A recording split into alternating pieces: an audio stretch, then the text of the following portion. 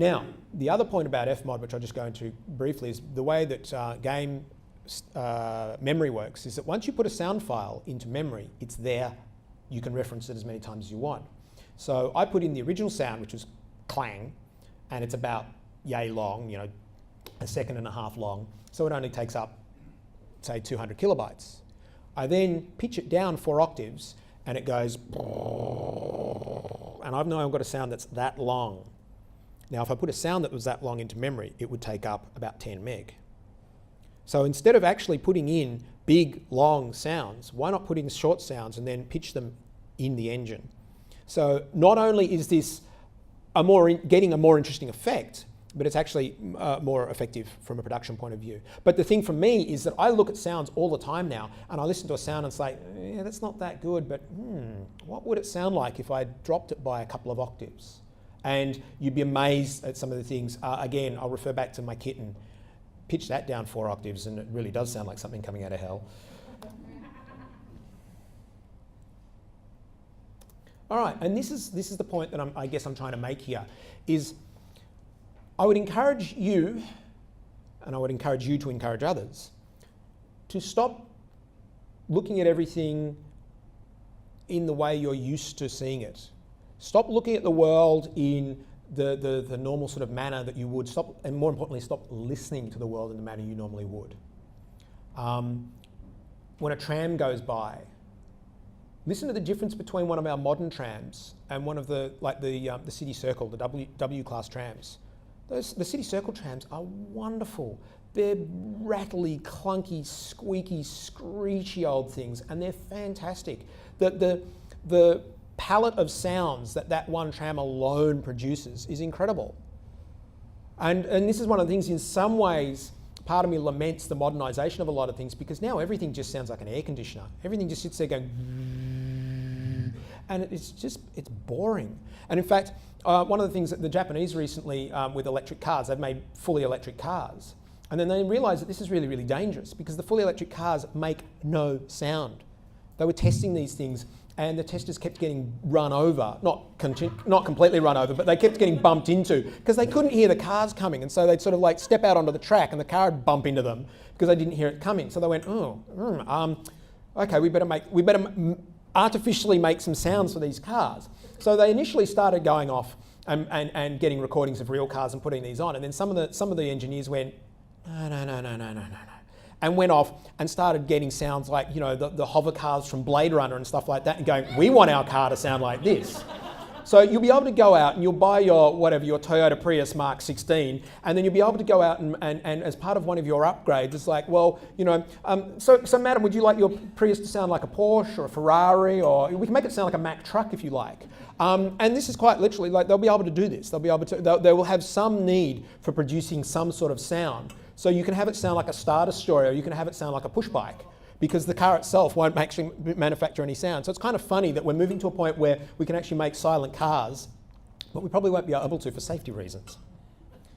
So think of things out of context, or create your own context. Or create sounds to suit a particular context.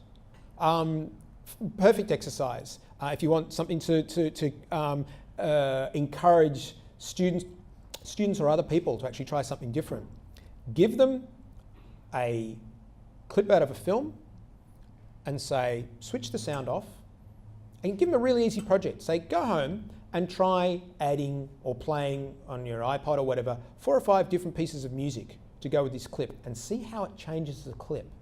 Find the scariest movie you have ever seen, switch the sound off, and you will probably end up giggling at it. Because if you take the sound away, it actually removes probably 60 to 70% of the impact of the scary film.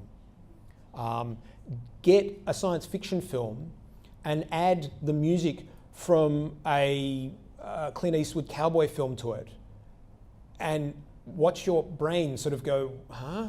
Because we've all been trained into listening to certain types of things and certain styles that go with this and that. And if you jumble those things around, initially it can be a little bit awkward, in the same way that if you listen to some, you know, modernist, you know, discordant music. When you first listen to it, it's like, ooh, yuck, sounds like a cat and a keyboard. But the more you listen to it, the more you might appreciate what's going on. Same sort of thing here. If you start actually mixing genres a little bit, stop following blindly what Hollywood's telling you to watch, and shake it up a little bit. Or, alternatively, create some sounds just simply because you want to. Now, that's obviously something that I do as part of what I do, and generally creating a very, very large sound library, and also just because often I enjoy the hell out of it. Making sounds and going, that's cool. I have no idea what I'd use it for. You know, it's just kind of the whole idea of, again, for any of you who have ever dealt with art classes, whether you've taught them or been in them, you know, you start off with still life. Here's an apple. Draw the apple. The reason why, it's because it's easy from a contextual point of view of like, I know what an apple is. In my mind, I know what an apple is. I know what it should look like. And you start with those things, but then you move on very rapidly to other things. It's like, okay, now I want you to actually paint a landscape from your head. Now I want you to do something surreal. And it really weirds me out, the number of people when you say surreal and they just freak out. It's like, oh, I can't do that. It's not real. It's not in my head. I actually see it as the perfect opportunity to just let yourself go. Let your subconscious have a bit of a play. So yeah, again with sound. Here's something to think about. And I actually think this is where we are worldwide at the moment with the linear media industry. I think we are getting very, very close. We may not be there yet, but I think we're getting really, really close. Game production levels are going through the roof. They're becoming more popular than ever. In fact, Peter Jackson made a call on this a few years back when he said, yeah, films are on their way, not out, but they're going to change potentially. Because the whole idea is that when you sit down and you watch a film, that's great, you might want to watch it again, but it's going to be the same. Now, maybe that's good because you're going to enjoy that story again. But what about if you're influencing the story? And this is one of the things that's going on in games that a lot of you may not be aware of. There are some online games out there that have in fact, quite literally one that has an entire universe that's been created and is run by the people who play it. The economy exists because of the people who play it, and it's controlled by the people who play it. The main storyline and everything that happens in this game is by the people who play it. They influence what goes on. There are huge power struggles. There are massive fleets that have battles. It is all done by the players. And the people who design the game are sitting there going, wow, we didn't expect quite what's going on to be going on.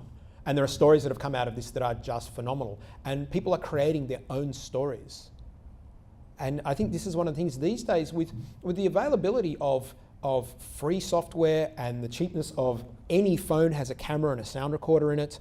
You know, it's obvious by the popularity of things like Twitter and Facebook and stuff that people are wanting to tell their own stories. And I really think that linear narrative is not going to die out, but it's going to be shifted across to the point where it will evolve and it will change.